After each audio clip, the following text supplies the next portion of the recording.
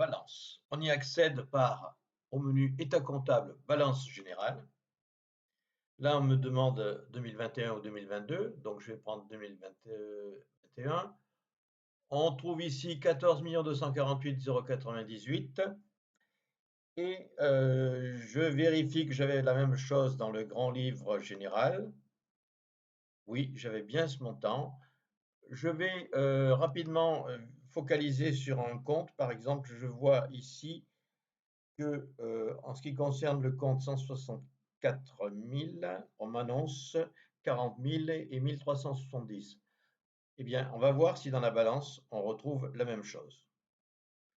Donc, état comptable, balance générale, imprimé.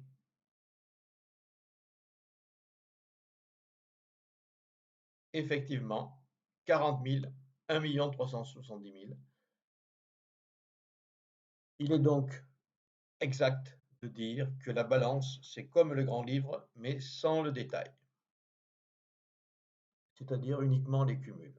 Et lorsque j'arrive en bas, je retrouve bien mon cumul qui est le même que le grand livre, qui est le même que les journaux, c'est-à-dire 14 248 098 dans cet exemple. La balance générale est agrémentée d'une préparation de compte d'exploitation et d'une préparation bilan. C'est très facile puisque le bilan et le compte d'exploitation sont issus directement des chiffres de la balance, rangés en deux grandes parties, les comptes de bilan d'une part, les comptes de l'exploitation d'autre part, c'est-à-dire classe 5, 1 à 5 d'une part et classe 6 et 7 d'autre part.